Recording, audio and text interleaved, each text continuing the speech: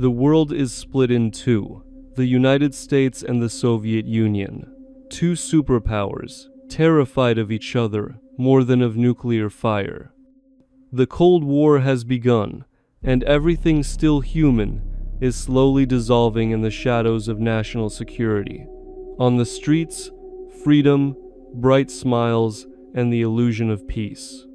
Behind closed doors, fear, paranoia, and the search for a weapon no one can see. The CIA becomes convinced that the Soviets have already found a way to control the human mind. Newspapers scream about brainwashed prisoners of war, and secret reports speak of truth serums and psychotronic influence. America's greatest fear is not the atomic bomb. It's the idea that human thought itself can be rewritten. In 1953, CIA Director Allen Dulles signs an order that will change history. A project under the code name MK-Ultra is born. Officially, it's about researching the effects of psychoactive drugs. Unofficially, it's about breaking people and building new ones. The agency dreams of a programmable human being, a person who can obey without question, forget without regret, and act without awareness. It all begins quietly. Scientists study drugs, hypnosis, and memory. But the line blurs quickly. The CIA's technical services staff opens hidden laboratories. Doctors, psychiatrists, and psychologists are given complete freedom. Thousands of people, prisoners, soldiers, mental patients, and even random citizens become test subjects. Most of them never consented. Some never even knew. The core of the research is LSD, a new compound discovered by Swiss chemist Albert Hofmann. The CIA buys nearly the entire global supply and begins dosing everyone, from volunteers to unsuspecting employees.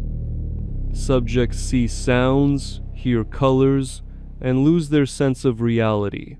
Some descend into madness, others never come back at all. One man, Dr. Sidney Gottlieb, becomes the dark genius behind it all. In his notes he writes, "We must learn how to erase a mind and rebuild it. Only then can we create a perfect agent." He doses his own colleagues without warning, observing how they crumble. Science has crossed a line it will never uncross. In the 1950s, patriotism still justifies everything. Torture is called research. Trauma becomes data. The human mind, once sacred, is now a battlefield. Scientific papers speak of progress, while behind them lurk isolation, electroshock, hypnosis, and drugs administered to children. MK-Ultra becomes a black hole inside the CIA. Dozens of labs, hundreds of scientists, and millions in untraceable cash. Real names vanish under code names like Artichoke and Bluebird. Even within the agency, few know the full truth. At some point, the boundary between curiosity and cruelty disappears. The goal is no longer to understand the mind, but to control it. From that moment on, MK-Ultra stops being an experiment and becomes something far more dangerous, a living mechanism that begins to control those who created it. By the late 1950s, MK-Ultra had evolved from an experiment into an obsession. The CIA's laboratories turned into theaters of psychological horror, hidden behind the facade of national defense. Every week, new techniques appeared, and each one was more terrifying than the last. It started with LSD, the agency's favorite weapon. Scientists believed the drug could open the mind, erase identity, and make a subject completely malleable. Prisoners were injected without warning. Soldiers were given LSD cocktails and locked in rooms with strobing lights, recorded voices, and disorienting sound loops. Some screamed for hours, others laughed uncontrollably until they broke. The goal was not to heal, it was to dismantle. The CIA wanted to know how far the human mind could be pushed before it shattered, and whether a broken mind could be rebuilt with new memories, new commands, a new self. Then came sensory deprivation. Subjects were sealed in tanks of body temperature water, suspended in darkness and silence for hours, sometimes days. Without sight, sound, or touch, the brain began to devour itself. People hallucinated entire realities. Some forgot who they were. Others developed permanent psychosis. When drugs and deprivation weren't enough, they turned to electroshock therapy. Not the controlled medical procedure used today, but high-voltage shocks repeated over and over to obliterate the personality. Victims awoke unable to speak, read, or remember their families. The CIA called this depatterning. They believed that once the mind was erased, it could be programmed again. Doctors kept journals like soldiers keep war logs. Every subject was a number. Every scream was data. Among the most infamous was Dr. Ewen Cameron from Canada's Allen Memorial Institute, one of MKUltra's secret contractors. He subjected patients to months of isolation, drug-induced sleep, and psychic driving, where a single phrase was played on repeat thousands of times. His patients came for help and left as empty shells. Meanwhile, in safe houses scattered across America, CIA operatives ran covert field experiments. Under the sub-project called Operation Midnight Climax, sex workers on the agency's payroll lured men into rooms wired with microphones and two-way mirrors. Behind the glass, agents observed as victims were dosed with LSD-laced drinks. The CIA watched their reactions, their breakdowns, their panic. The rooms were part brothel, part laboratory, part nightmare. No rule, no law, no morality applied inside MKUltra. Anything could be justified in the name of national security. By 1960, the project had expanded into hypnosis, telepathy, and even remote influence. The goal was always the same: control. Could a person be hypnotized to kill?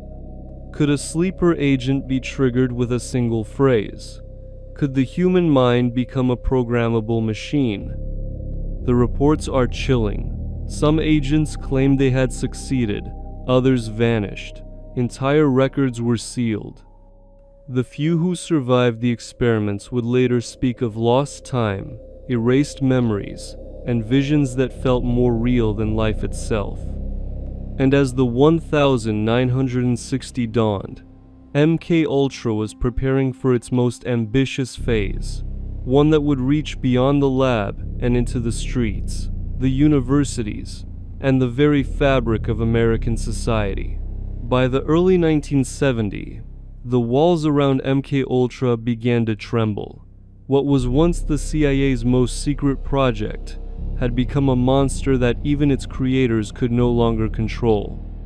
Scandals, rumors, and strange deaths started surfacing. The whispers were getting louder, and for the first time, someone dared to look behind the curtain. Inside the agency, panic spread. Too many people had seen too much. Too many files contained things that could never be explained. Experiments on civilians, brainwashing, illegal drug tests, and psychological torture were all buried under layers of coded reports. But paper leaves traces, and MKUltra had generated mountains of it. Then came 1973. The Vietnam War was ending, the Watergate scandal was shaking Washington, and public trust in the government was crumbling. CIA Director Richard Helms made a decision that would define the project's legacy forever. He ordered all MKUltra records destroyed. Trucks filled with classified files were driven to incinerators. Flames consumed years of secret research, leaving only ashes and silence. But secrets never die so easily. Some documents survived by accident, misplaced in storage or duplicated in financial ledgers. A few scientists kept personal copies of their notes, too afraid to destroy them, too guilty to come forward. These scraps would later become the puzzle pieces of the truth. In 1974, a small group of journalists and former agents began investigating the CIA's illegal experiments. Among them was a name that would become legendary: Seymour Hersh. His article in the New York Times shattered the illusion of the agency's integrity, exposing a shadow world of mind control, drug tests, and human experimentation. The U.S. Congress could no longer ignore it.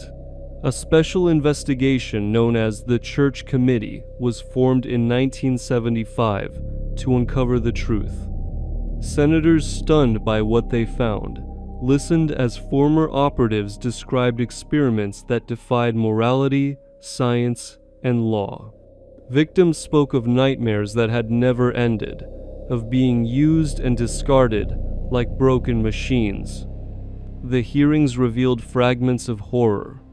Experiments on children, attempts to create assassins through hypnosis, patients in mental hospitals turned into test subjects, citizens unknowingly drugged in bars and hospitals. The language in the surviving documents was cold and technical, but behind every line was human suffering.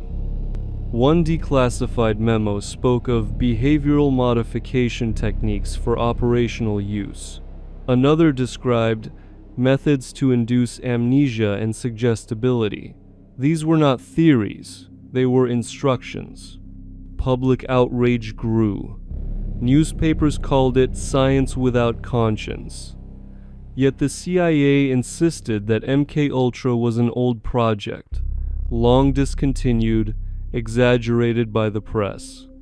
There was no evidence, they said, no records, no survivors, only rumors. But survivors did exist. One of them was a woman named Val Orlico, who had been treated at Dr. Ewan Cameron's hospital in Montreal. She described months of drug-induced sleep, endless tape recordings, and electroshock sessions that erased her memories. "They took my mind," she said in a trembling voice. "I never got it back." Her testimony, along with others, forced the U.S. and Canadian governments to acknowledge what they had once denied. Still, the full truth never came out. Out of thousands of documents, only a few hundred survived the purge. Each one was a glimpse into something far darker than anyone had imagined. The destruction of the MKUltra archives was more than an attempt to hide crimes. It was an act of erasing history itself.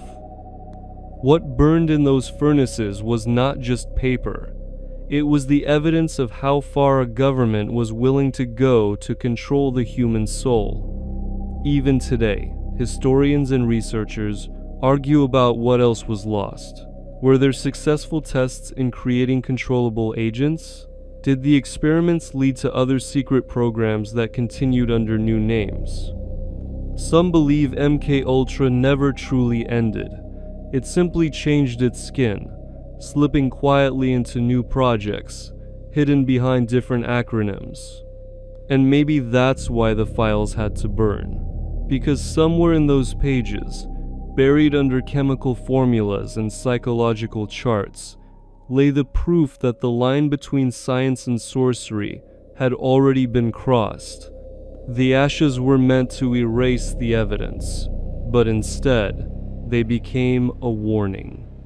A ghostly reminder that once a government learns how to manipulate the human mind, it will never stop trying. When the silence finally cracked, it was not the government that spoke, but the survivors.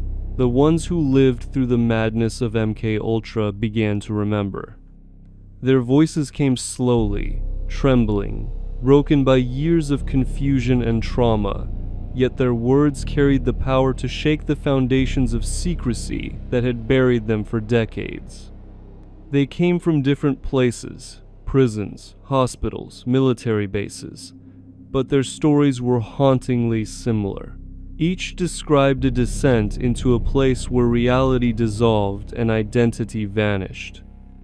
Many of them had entered hospitals for depression or anxiety, hoping for help.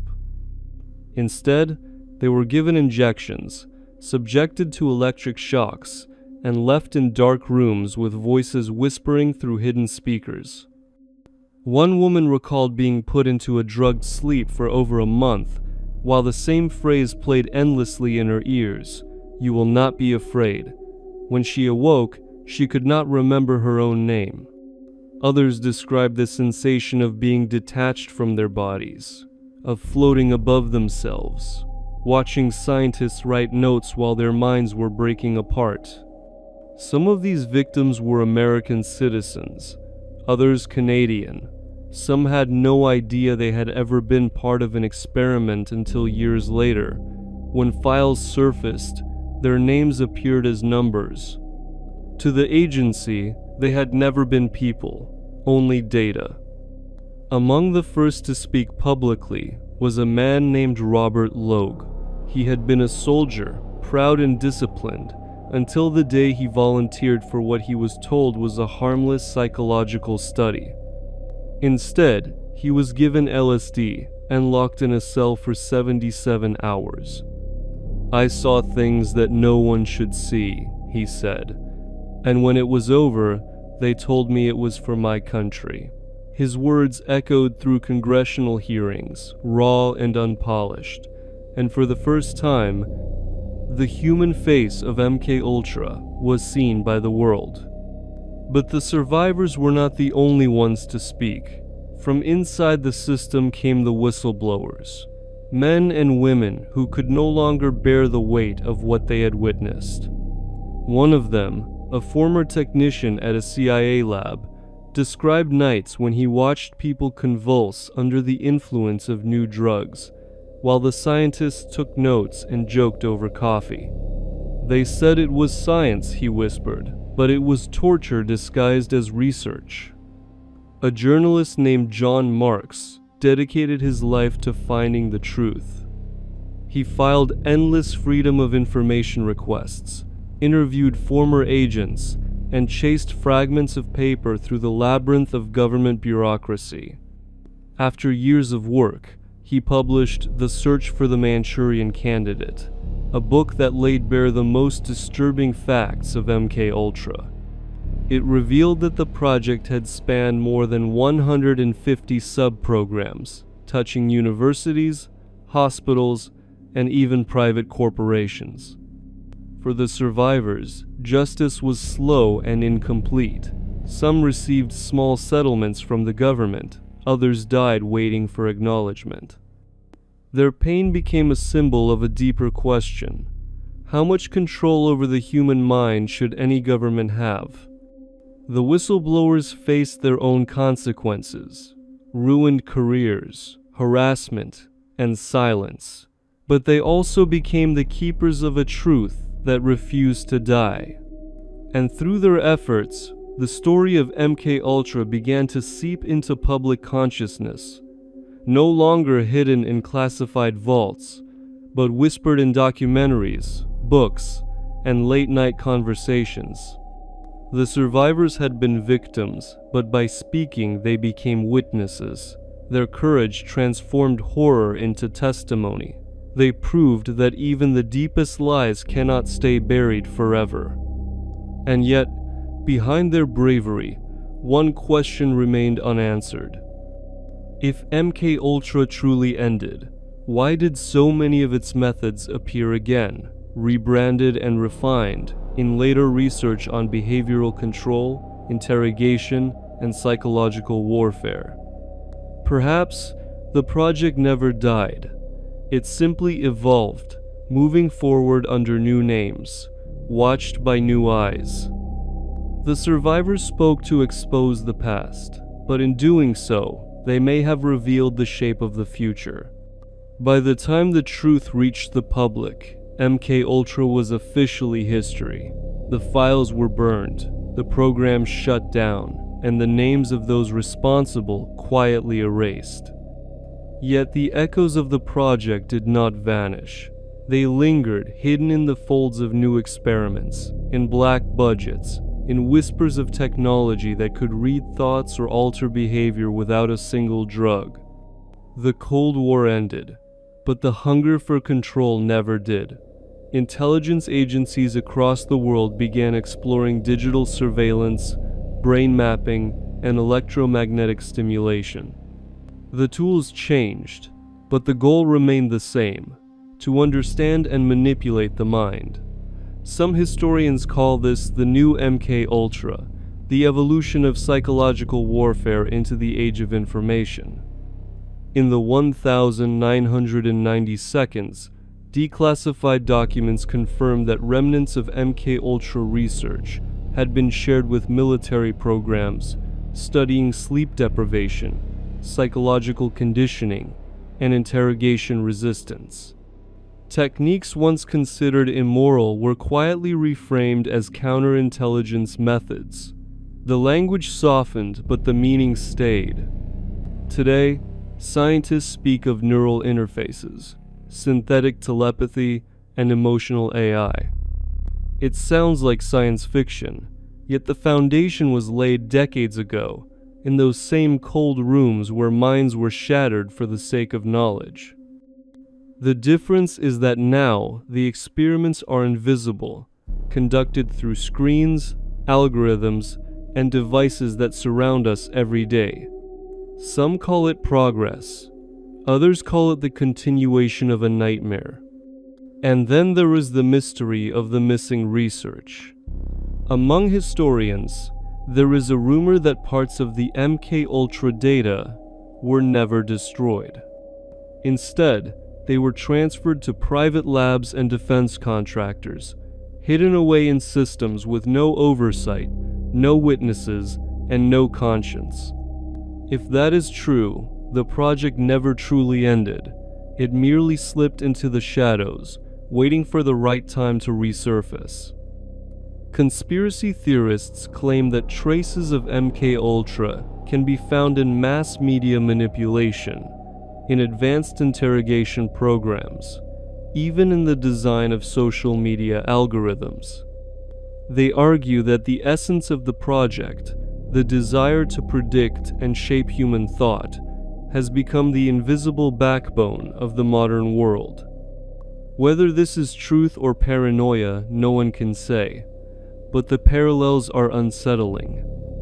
The deeper we look into the story of MK Ultra, the more it feels like a mirror, a reflection of what happens when knowledge and fear merge, when science forgets morality, when control becomes more valuable than compassion. Perhaps that is why the project was named Ultra, the ultimate, the extreme, the limit that should never have been crossed. The legacy of MK Ultra is not only a story about government experiments. It is a warning, a reminder that the mind is the last frontier of freedom. Once that is conquered, nothing human remains untouched. So, when you hear the phrase mind control, do not think of it as a myth. Think of it as history. A history written not in ink, but in memory, erased, rewritten, and still echoing in the corners of our reality. Because some experiments never end. They simply change form, waiting, hidden, behind the calm surface of the everyday world. And maybe, just maybe, MK Ultra never faded at all. It just learned how to hide in plain sight.